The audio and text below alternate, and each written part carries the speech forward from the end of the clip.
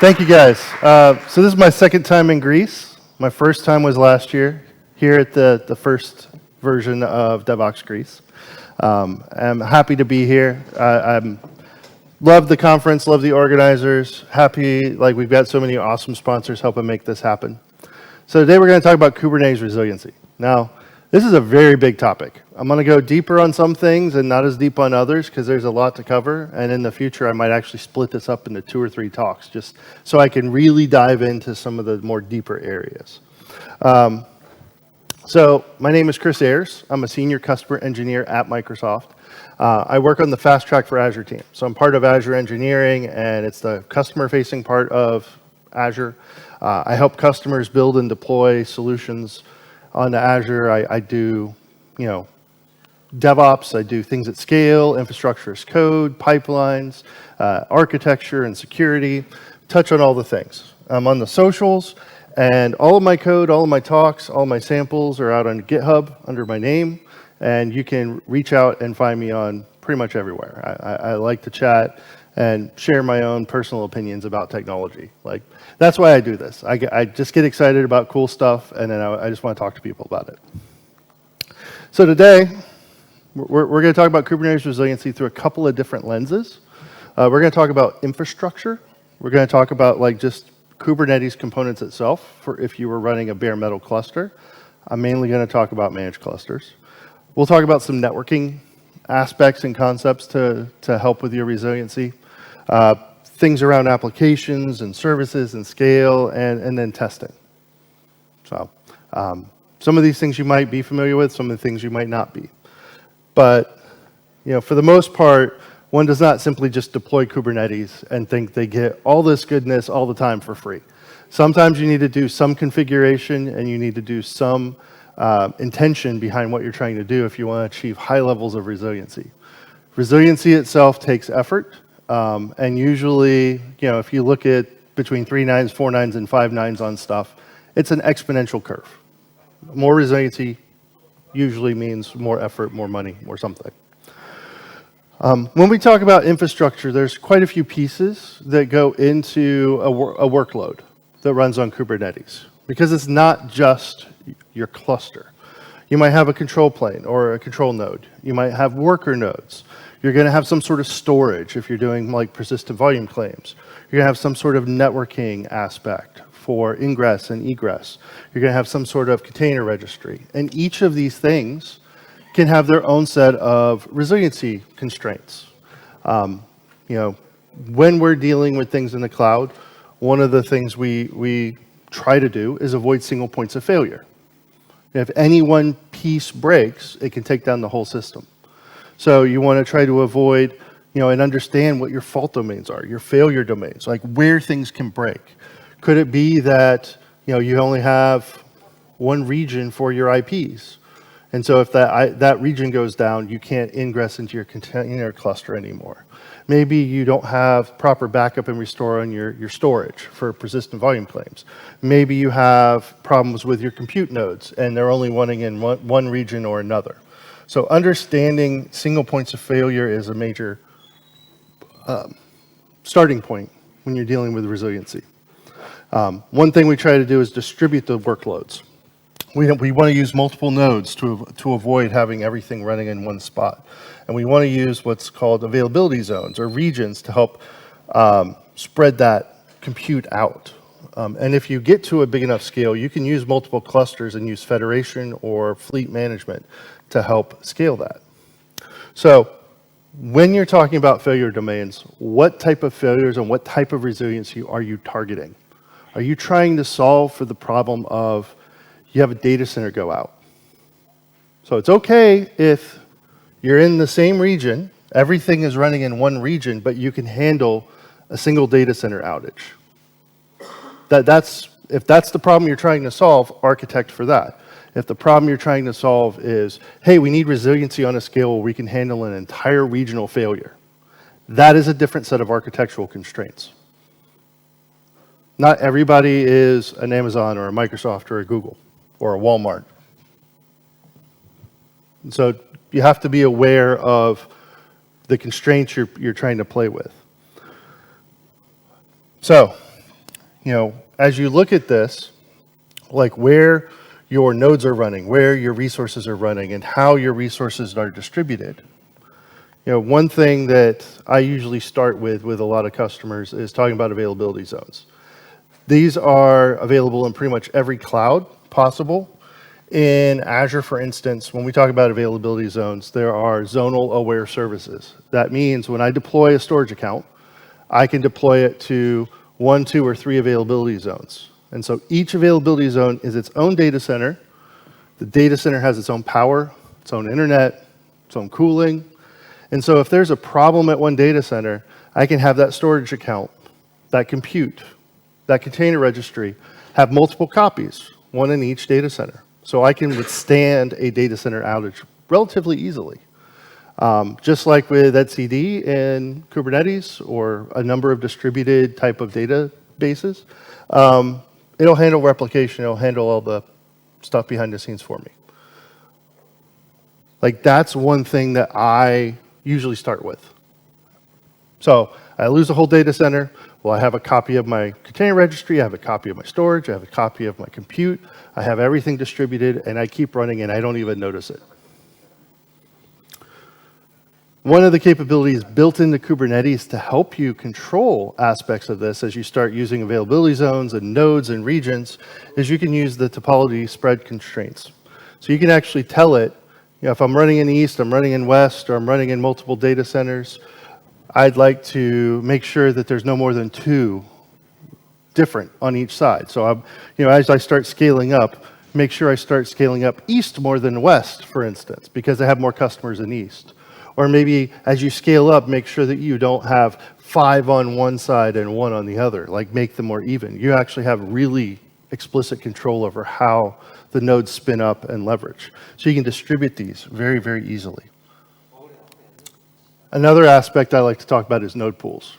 So node pools are a thing that lets us have uniformity. We can say we have higher memory node pools in like node 1, we have GPU models in node pool 2.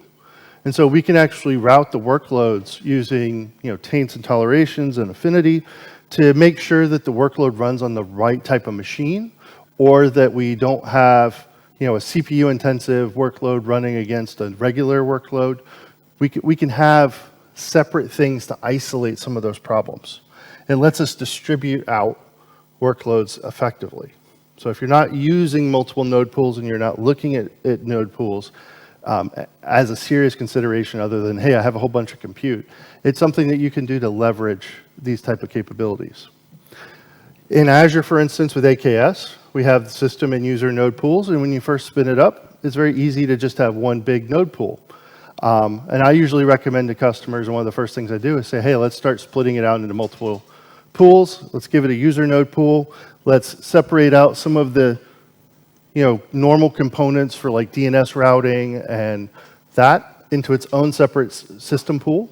That way, routing traffic is not going to be affected by any heavy CPU compute of my normal workload.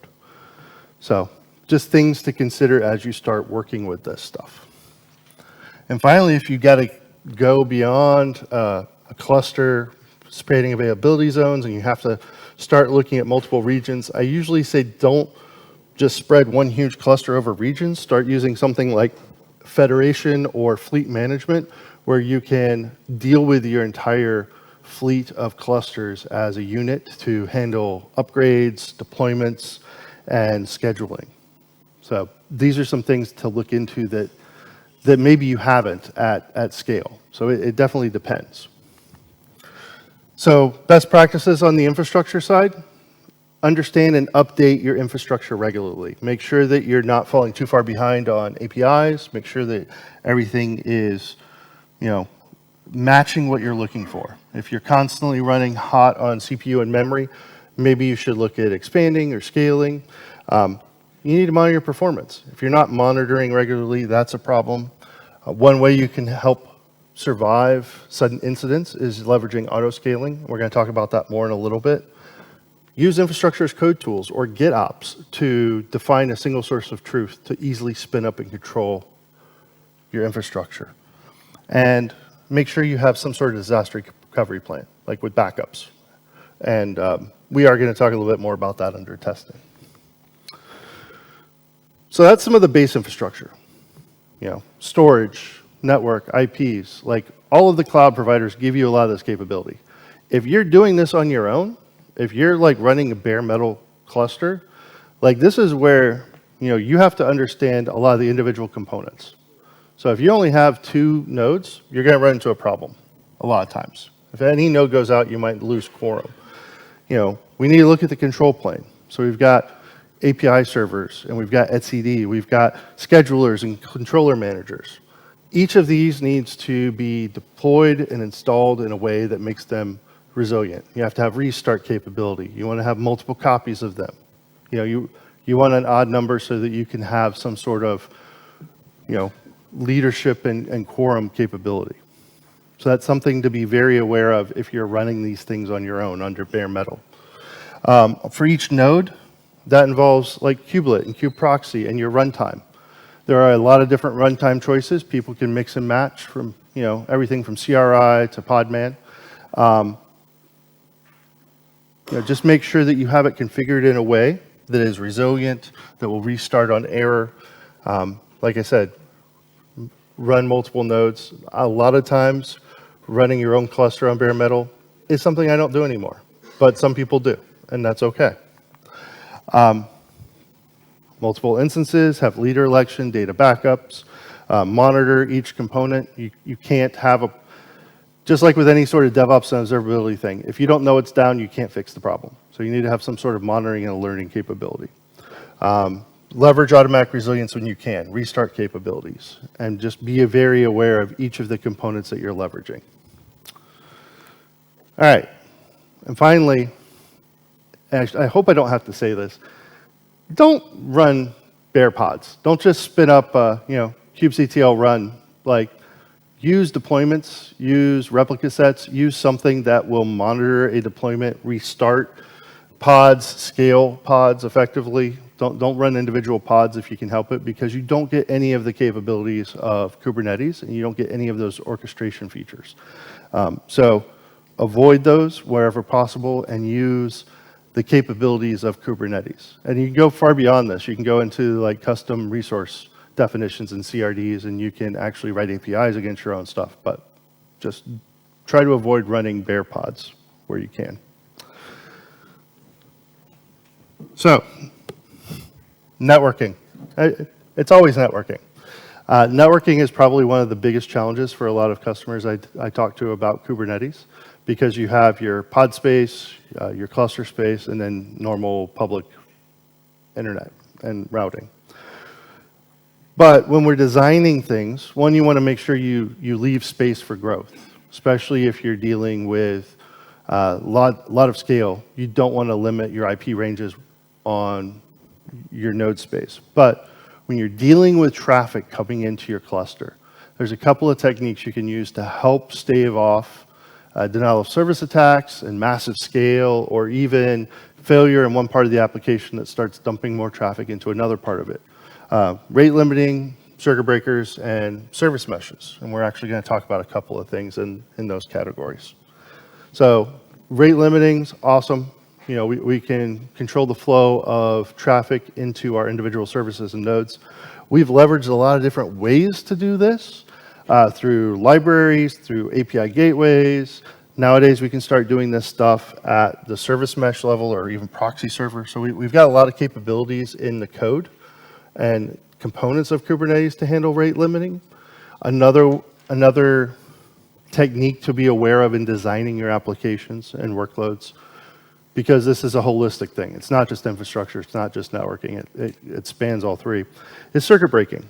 So this is patterns to help you fend off if you're starting to see a failure, that you don't want them cascading throughout the entire system, where you can avoid retrying known failed operations until a point where it starts coming back online, and then you can re-enable it.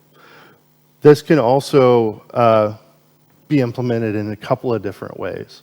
And the ways a lot of people are starting to do it at scale is using things like service meshes. You might have heard of stuff like Istio or Cilium or a number of those. So these are a dedicated infrastructure layer to help you with all sorts of stuff. You'll see stuff with monitoring and observability.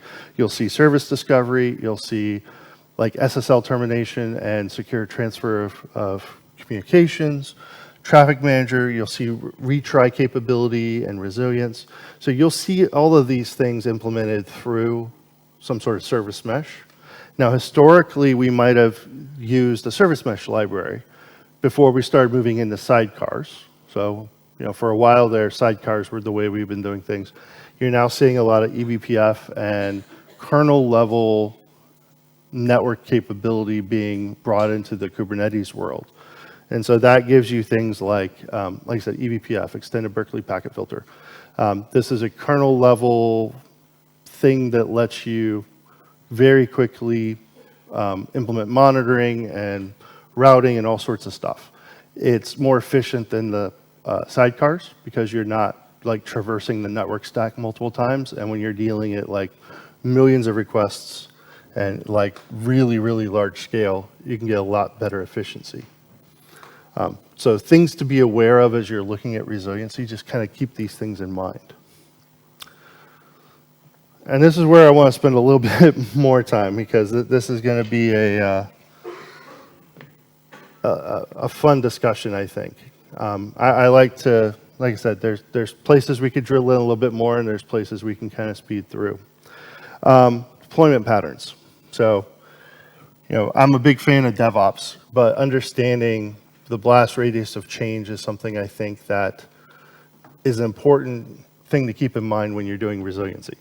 So if you're doing big changes, if you're making big bang changes, if you're deploying lots of features and architectural stuff all at once, that is a big blast radius of change. So if you are implementing pipelines and containerized workloads where you're deploying multiple times a day or multiple times a week or a sprint, this lets you minimize the changes that you're pushing through to production. That means the changes that you're making are small and incremental, and you're going to have more control over those things that are happening. And because you're deploying more often, because you're implementing those changes, you're practicing deployment, you're practicing monitoring, you're understanding the impact of those changes. If you're only doing them once every month or once every quarter, it's very easy to forget the impact to all of those systems and changes that are happening. So a lot of times when I talk to people about deployment models, I start with, how are you handling, canary deployments or internal testing or expanding that radius of change as you start deploying? It's a sign of maturity. Not everyone can do it, but feature flags. I'm a huge fan of feature flags. There's a ton of systems and libraries out there to help you with this. This is where we start separating the idea of we're pushing containers and bits to servers, and we're turning on and off features.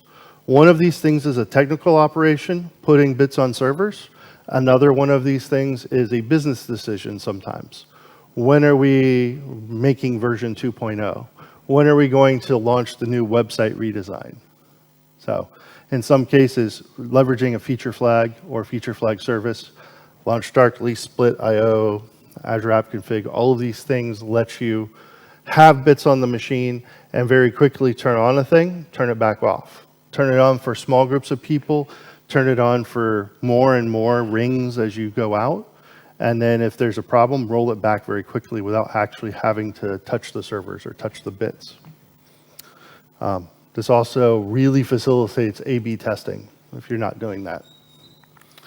Now, leveraging feature flags, that gives us some really cool capabilities around canary deployments. Now, we can do a lot of this stuff without feature flags in Kubernetes. We can do deployments and slowly start scaling and transitioning workloads. But this is where we have some sort of ingress, some sort of load balancer. We're sending traffic to a large number of nodes, running version 1, and we start wanting to test. We want to have either a targeted group of users or a small percentage of users. They're starting to use the newer version. And we can start gathering data, looking at the metrics, doing observability through OpenTelemetry or Zipkin, distributed tracing. We can start understanding how the application works on the newer version. And then we can roll it out to another group. and then we can roll it out everywhere. So canary deployments are a way to help us limit that blast radius of change, as well as get continuous learning while we're deploying and learning. The other major application deployment that will help us with resiliency as we go for zero downtime deployments is blue-green. So, this might involve spinning up or running 2 copies of your infrastructure. You've got your application deployed on one. You start putting the new version out, and when everything is deployed, ready, spun up, you can switch all your traffic to the updated deployment. A lot of times when you're doing deployments on Kubernetes and you're doing an update, this happens behind the scenes, things like this. So you're cutting over traffic from one to another as you start rolling out pods. This does give you rollback capability. Go from the older version back to the newer version and back and forth as you go.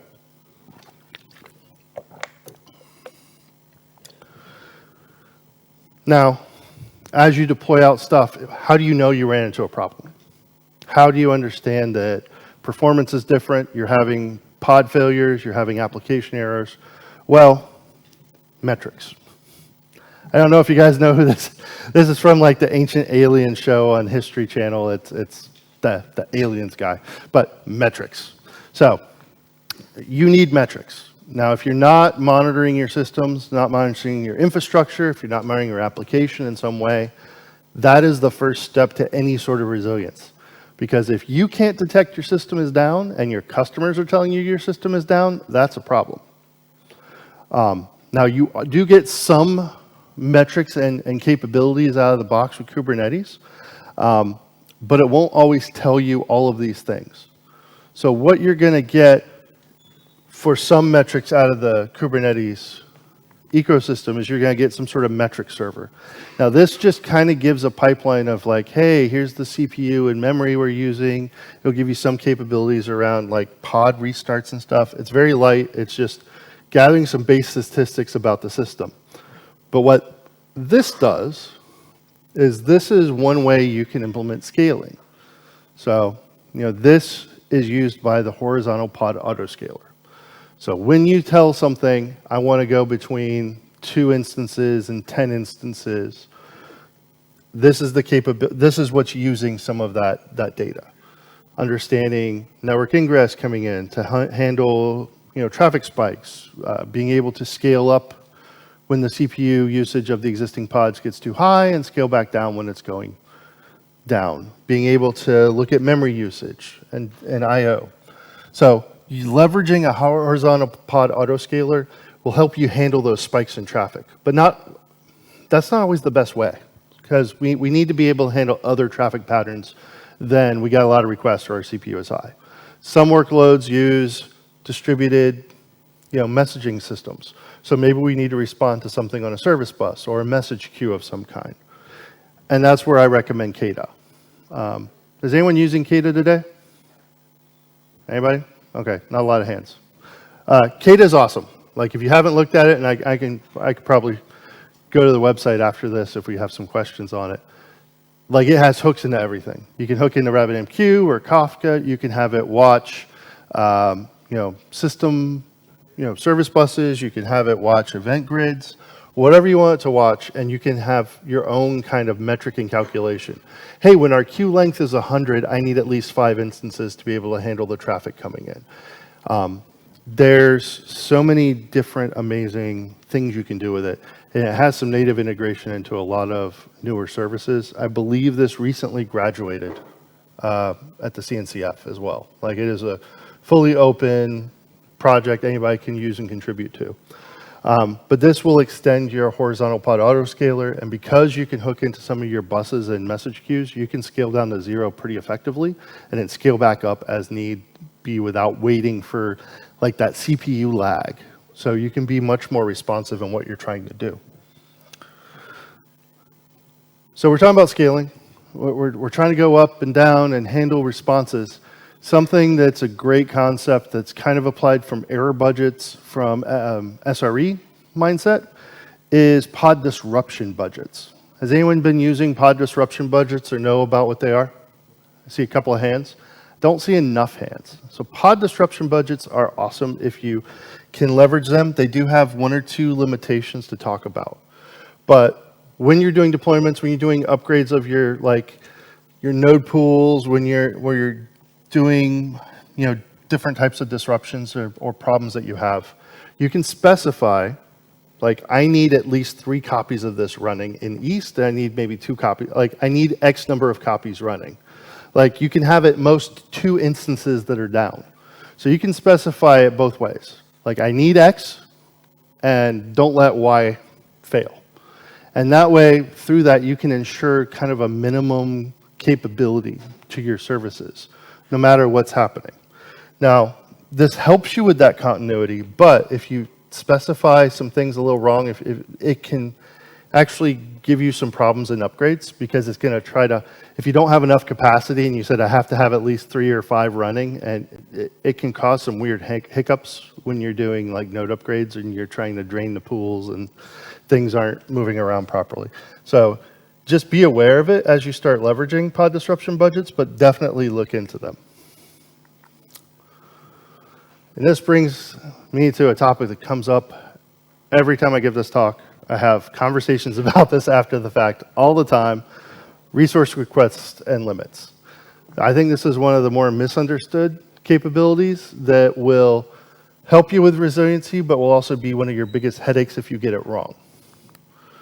So requests are actually kind of like hints to the scheduler. These are things that tell it, hey, when I start up, I'm going to need like X amount of CPU or X amount of memory, and this helps the scheduler choose which node you're going to be on. So if you're on a node that's pretty packed and you request a pretty big chunk of CPU or memory, it might put you on a different node. If you request like your absolute minimum you need to run, it might put you on that node. So that's what scheduling is for. So it helps you balance out your nodes so you have good resource usage across all of your nodes. Limits, though, are a different thing. Limits are the maximum. It's not like, hey, I'm going to need 200 megs and that's it.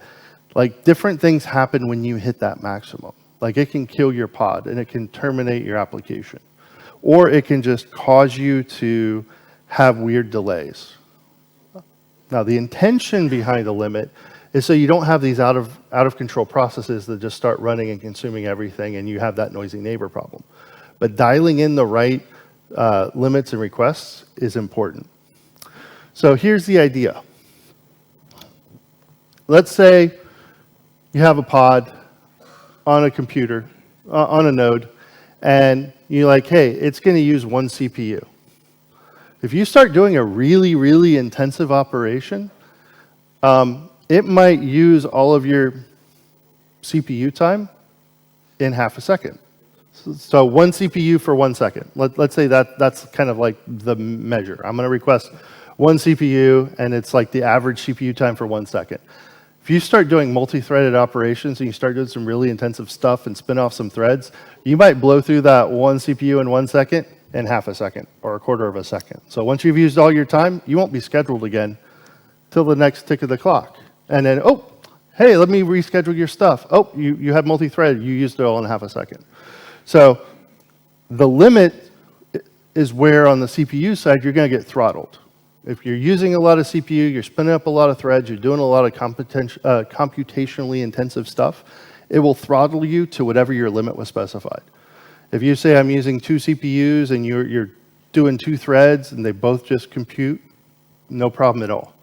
But if you kind of get running away and you have lots and lots of threads doing lots and lots of stuff, you might be throttling your process if you specify too low of a CPU limit. And that's just supposed to be the cap. The request is going to be minimum or average. I try to target average of what you're going to be using most of the time so that when it's running, you're not evicted from a node and that you're scheduled on a node where you have plenty of space. Memory is the one where people get bit a lot. So if you request like, hey, I'm going to need 128 megs of memory for my application, the schedule will find a node with at least 128, get you running on it, great. You also specified maybe 256 for your memory limit. Well, you start loading stuff, and you build up a cache, and you load some libraries, and you get to 250, everything's fine. You get 256, everything's fine. Hit 257, might kill your pod. Your pod will be terminated. So if you get the wrong limit on the CPU, you're just going to be throttled, and you see some weird behaviors of maybe slowdowns and unresponsiveness. If you get the wrong limit on memory, it will kill your pod, and you'll have to start up again. So I've seen people start, containerizing Tomcat or job applications, and they set their limits way too low, and they get into this cycle where it spins up and it starts running, and then it dies, and it spins up and it starts running, and then weird behavior happens. They cache some data, and it dies. Be aware of that. Okay, that is something that a lot of people run into. So, minimum necessary for your application to run is your requests. Limits are caps to help prevent runaway excessive resource usage. All right, if you have limits and requests set, you get different quality of service, or these are classes in Kubernetes that are used to help pick what gets kicked out, what gets evicted or killed. So if you have set your memory limits and your CPU limits and requests, and they're both kind of the same, you're the least likely to be evicted. So if you dial in and get really good at like what you need and what the max is, that pod will have the best quality of service and won't be evicted. If you have at least one, like memory or CPU or request or limit, you have some sort of constraint in place or some hint that you're giving the scheduler, it's less likely to be evicted. And if you just don't have anything because you're like, yay, I get to use the whole node, and you go crazy, you might be evicted. Just like a bad tenant, you'll be the first one to go. So don't party too hard. Anyways, so you can also use priority classes. So you can give hints to the system on what is more important to you. You can tell it, like, this workload is the one that is very important. It needs to be scheduled. Like, it's the last one to go. So leveraging your requests, your limits, understanding the quality of service, and understanding priority classes helps you manage your applications in the Kubernetes scheduling ecosystem. Okay? All right. Probes. No, we're not talking about aliens. What we're going to talk about is liveness, readiness, and startup probes. So, we've got 3 types of probes that we can define on our pods, on our applications. Liveness pods, like, hey, are you alive? Like, if you don't respond to a liveness probe, just going to restart the pod. Like, we assume that you failed. We assume that you're not alive anymore, and we're going to go restart you. So it's very important.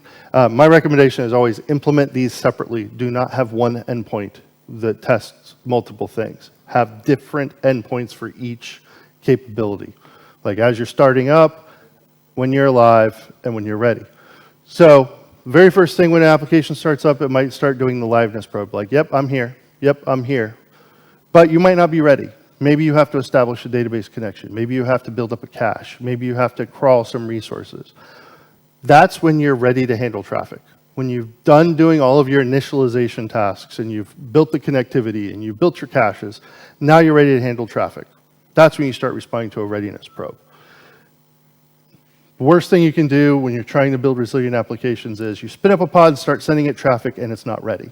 It's just throwing errors as soon as you send it traffic because you didn't wait for it to respond to valid traffic. So understanding that lets you handle routing situations a lot better. You spin up the pod, you waited for it to initialize itself, and now you're sending traffic to it. And you don't send traffic to it till it's ready for that. And then sometimes you have pods that take a long time. And so in that case, you can use something like a startup probe, telling it, hey, I'm still booting, don't check readiness, don't check liveness, don't check any of that. Like, I'm gonna take a little bit, let me start up. Okay, now you can go check for liveness and readiness. So leveraging these three can dramatically improve what's happening if you're not leveraging them. Like, and you should be. Like, these are pretty much used for any sort of load balancer or any type of application. You can use these type of probes as well. So having them as a baseline in any application you build on Kubernetes, I would say is just a good rule of thumb. Now, testing. I was wearing that shirt yesterday. I don't always test, but when I do, I test in production. Now, I mentioned feature flags, and I mentioned where you can do A/B testing. You're testing in production, you're using your users as experiments. That's awesome, that's great. That's not what I'm talking about here. I mean, kind of. It's always fun to play in production. But I mean, what could go wrong when we test in production? Maybe you take it down. Who's ever done a load test in prod? Yeah, and had people complain that the site's unresponsive? I wonder why that is. Is it because we drew boxes and arrows and said, look, I predicted the scale. It will handle all the load. It will be perfect. Trust me. Well, how do we trust you? How do we validate? We need to load test. So just because you've designed resiliency, just because you have a DR plan, just because you have a backup plan, you have to validate them. You have to do DR drills to test your DR, your disaster recovery. You have to make sure you can fail over. You have to test your backups regularly to make sure that you can restore your backups and you didn't screw something up. Well, you need the load test to validate that your architecture doesn't have those single points of failure, that you've calculated the right SKUs, the right load, the right traffic, that you've scaled up and can handle that number of IPs in your node network. Like, all of these things you can validate by throwing a lot of traffic at it. And there's a lot of capabilities to do this. I use Azure Load Test that uses JMeter. There's also Locust and Gatling and Caesar. There's all sorts of things out there that you can use to load test stuff. And it's not just, hey, I hit a web page. Like, you need to, can we log in? Can we add things to our cart? Can we check out? Can we interact with the service? Can we do this? Can we put messages on our queue? Does our queue length keep growing larger and larger over time when we saturate it with our SLA? Or does it slowly start to creep up and then crash because it can't keep up? Like, it can handle the load for a given amount of time and then the whole thing collapses. You need to understand those things, and the only way to do that is to load test. And the only way to know what's happening is to have that monitoring in place that we talked about. Open telemetry is a great way, distributed tracing, underlying system metrics if you're using something like a Prometheus or Grafana, whatever. You need to know what the infrastructure is doing, you need to know what the application is doing, you need to know what your dependencies are doing so that you can understand where those bottlenecks are. And when you've got that in place and you've met your SLAs, you know your system can handle load, it can handle a spike in traffic and it can recover gracefully. It can handle your SLA that you've defined and hold that for hours. Then you can go, let's see how resilient it really is. What happens if I kill this pod? What happens if I turn off this server? What happens if I drop the network there? Will it fail over to our other system? Will it handle a regional outage? Will it auto-scale the other nodes in the region to handle that traffic when I turn off this? So combining load testing with that chaos testing, I use Azure Chaos Studio that integrates not only with Chaos Mesh, which is an amazing tool, but it also integrates with the load testing. So we can see, like, I want to inject VNet rules to simulate a regional outage or a availability zone outage. I want to simulate a key expiring. Or I want to simulate, some sort of other problem. How does the system handle it? Did our circuit breaker get implemented properly to stop spamming a service? Did we rate limit things properly? This is where you have to validate things. You can't just look at the paper and say everything looks great. You have to test it. You have to validate it. So, Kubernetes has some awesome tools for resiliency. But you have to monitor them and configure them and be aware of them so that you can take advantage of them.